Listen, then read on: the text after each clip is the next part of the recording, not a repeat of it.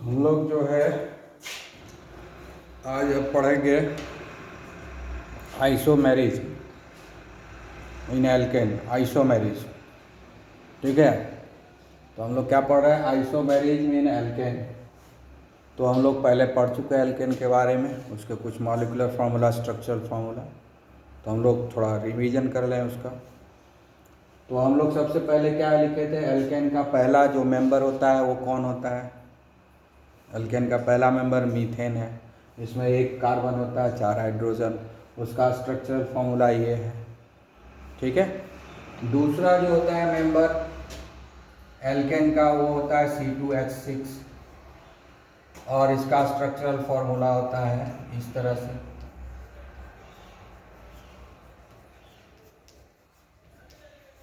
ये structural formula हो गया। और तीसरा जो ये हो गया हमारा इथेन, ये हो गया मीथेन, ये हो गया इथेन। और तीसरा है C3H8, ये हो गया हमारा प्रोपेन, ये हो गया हमारा प्रोपेन। ये स्ट्रक्चरल फॉर्मूला हुआ प्रोपेन का।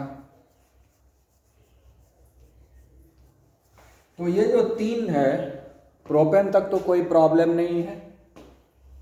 एक मॉलिक्यूलर फॉर्मूला है, उसका एक ही स्ट्रक्चर है। एक मॉलिक्यूलर फॉर्मूला है, उसका एक ही स्ट्रक्चर है। एक ही मॉलिक्यूलर फॉर्मूला है, उसका एक ही स्ट्रक्चरल फॉर्मूला, यानी एक मॉलिक्यूल के लिए एक मॉलिक्यूलर फॉर्मूला और एक स्ट्रक्चरल फॉर्मूला है।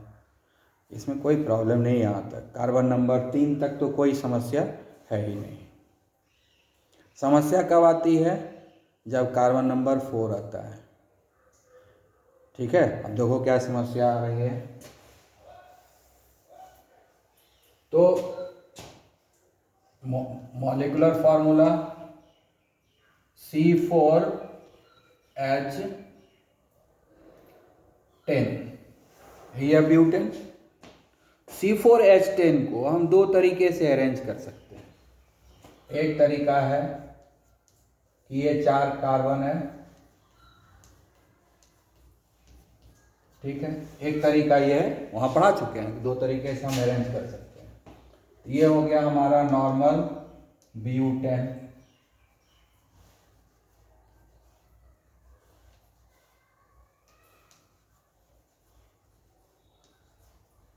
ये नॉर्मल ब्यूटेन है। इसी 4 कार्बन को हम दूसरे तरीके से भी अरेंज कर सकते हैं। 3 कार्बन हो गया, एक तोड़ दिए और उसको हम बीच वाले में जोड़ दिए।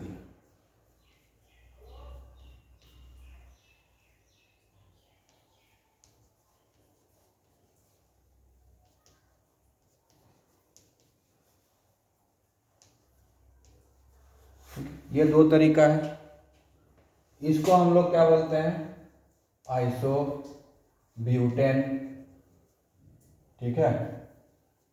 ये हम लोग पिछले लेक्चर में बात कर चुके हैं। जिसको आइसोब्यूटेन क्यों बोलते हैं? क्योंकि सेम कार्बन से 2 CH3 जुड़ा हुआ है, इसलिए ये आइसोब्यूटेन है। अब ये दोनों कंपाउंड जो है वो डिफरेंट है, दोनों में कोई सिमिलैरिटी नहीं है, दोनों का स्ट्रक्चरल फार्मूला डिफरेंट है, लेकिन इस दोनों का मॉलिक्यूलर फार्मूला सेम है, C4H10। इसका भी मॉलिक्यूलर फार्मूला C4H10 है, इसका भी मॉलिक्यूलर फार्मूला C4H10 ही है ना। नॉर्मल ब्यूटेन का भी मॉलिक्यूलर फार्मूला C4H10 है, आइसोब्यूटेन का भी मॉलिक्यूलर फार्मूला C4H10 है। अगर ऐसा फिनोमेनन कहीं पर आए, 2 या 2 से ज़्यादा कंपाउंड मिले, सबका स्ट्रक्चरल फार्मूला डिफरेंट हो, लेकिन सारे का मॉलिक्यूलर फार्मूला सेम हो, तो इस तरह के फिनोमेनन को हम बोलते हैं आइसोमेरिज्म, है ना। तो अब हम लोग क्या पढ़ रहे हैं? आइसोमेरिज्म। आइसोमेरिज्म में क्या होता है? मॉलिक्यूलर फार्मूला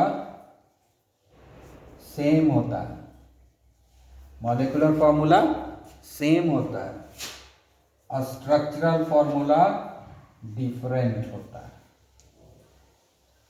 जब भी 2 या 2 से ज़्यादा ऑर्गेनिक कंपाउंड, 2 या 2 से ज़्यादा ऑर्गेनिक कंपाउंड, है ना, 2 और मोर ऑर्गेनिक कंपाउंड, 2 या 2 से ज़्यादा, यहाँ तो 2 ही है, 2 या 2 से ज़्यादा ऑर्गेनिक कंपाउंड, उसका मॉलिक्यूलर फॉर्मूला तो सेम हो, जैसे कि यहाँ पर सेम है इस दोनों का मॉलिक्यूलर फॉर्मूला, लेकिन दोनों का स्ट्रक्चरल फॉर्मूला डिफरेंट हो, तो इस तरह के फिनोमिनन को हम लोग क्या बोलते हैं, isomerism. The phenomenon in which 2 और more organic compound have same molecular formula but different structural formula, such a phenomenon is known as isomerism. और ये जो डिफरेंट स्ट्रक्चरल फॉर्मूला होता है डिफरेंट कंपाउंड का, जिसका कि मॉलिक्यूलर फॉर्मूला सेम होता है, उसको हम आइसोमर बोलते हैं। तो यहाँ पर ये दोनों आइसोमर हो गया, नॉर्मल ब्यूटेन एंड आइसोब्यूटेन एक दूसरे का आइसोमर हो गया, ये दोनों एक दूसरे का आइसोमर हो गया, क्योंकि दोनों का मॉलिक्यूलर फॉर्मूला सेम है। इस दोनों का मॉलिक्यूलर फॉर्मूला सेम है, इसलिए नॉर्मल ब्यूटेन और ये आइसोब्यूटेन दोनों एक दूसरे का आइसोमर हो गया। ठीक है, तो जो इंडिविजुअल कंपाउंड है जिसका क्या स्ट्रक्चरल फॉर्मूला डिफरेंट है, वो आइसोमर कहलाएगा अगर वो दोनों सेम मॉलिक्यूलर फॉर्मूला से बिलोंग करता है। तो ये हो गया आइसोमेरिज। और जैसे जैसे नंबर ऑफ कार्बन बढ़ता जाएगा, नंबर ऑफ आइसोमर बढ़ जाएगा। जैसे कि अभी देखो 1 कार्बन, 2 कार्बन, 3 कार्बन, इस तीनों में कोई आइसोमेरिज नहीं है। मीथेन, इथेन, प्रोपेन में कोई आइसोमेरिज नहीं है।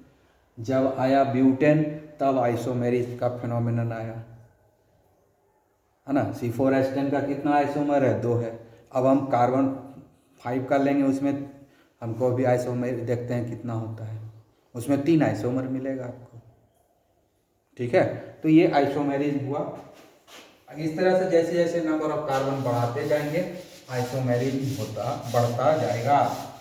नंबर ऑफ कार्बन जैसे बढ़ेगा आइसोमेरिज भी बढ़ जाएगा। अब जैसे हम लोग लेते हैं C5H12 पेंटेन हो गया, इसको हम 3 तरीके से अरेंज कर सकते हैं। एक हो गया ये सीधा अरेंज कर दिए, सीधा हम अरेंज कर दिए।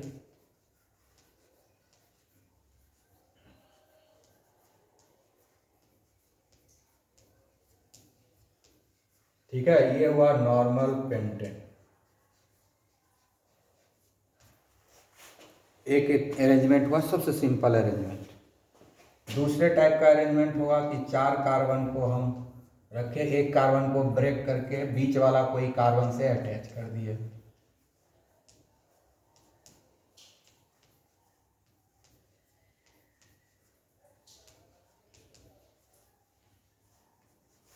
ठीक है, ये दूसरा तरह का अरेंजमेंट हो गया।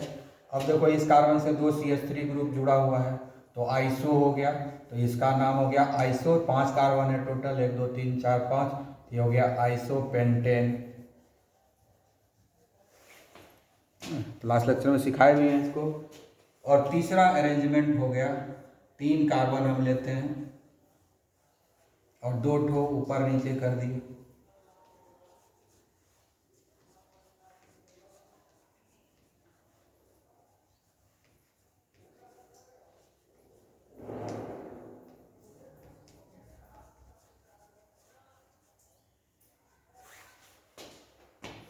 ठीक है, अब इसमें क्या है, ये 3 तरह का अरेंजमेंट है C5H12 का।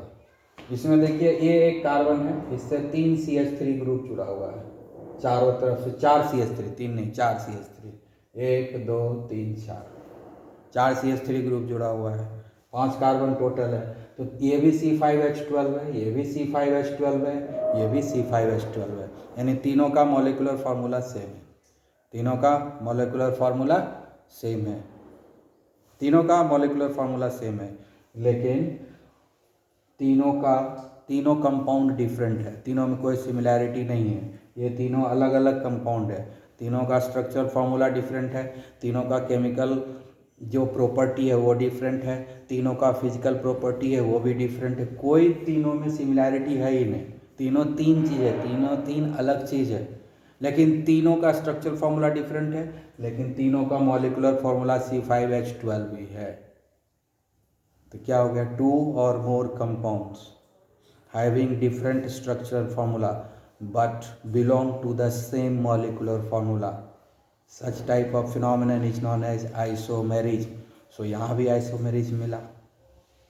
और ये जो तीनों कंपाउंड हुआ, ये 1 2 3, ये तीनों जो कंपाउंड है ये तीनों एक दूसरे का आइसोमर हुआ। These 3 are isomer to one another. Why? Because these 3 are 3 different compound have got 3 different structural formula but have got same molecular formula. That is why these 3 are isomer to one another and this phenomenon is isomerism. इसका नाम क्या है, neopentane, क्योंकि एक carbon 4 carbon से जुड़ा हुआ है, नियोपेंटेन। तो इस तरीके से हम देख रहे हैं कि C5H12 का 3 आइसोमर है, C4H10 का 2 आइसोमर है। तो इसी तरह से जब नंबर ऑफ कार्बन बढ़ते जाएगा तो हम कोशिश करते जाएंगे तो नंबर ऑफ आइसोमर बढ़ते जाएगा। तो इसका 2 होता है, आपके सिलेबस में 5 कार्बन तक है, यहाँ तक पढ़ लिए, यहाँ तक अगर दिमाग में बैठ गया तो कोई बात नहीं है, इसके आगे तो पूछेगा नहीं, C6 का पूछेगा नहीं आपको कोई, ठीक है, C5 तक ही पूछेगा, C6 का नहीं पूछेगा।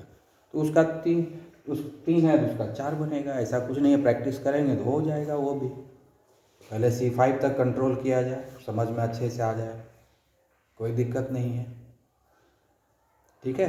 तो यहाँ तक प्रैक्टिस करेंगे और आइसोमेरिज्म भी दिमाग में अब आ जाना चाहिए कि isomerism is the phenomenon in which 2 or more compound have different structural formula but belong to the same molecular formula.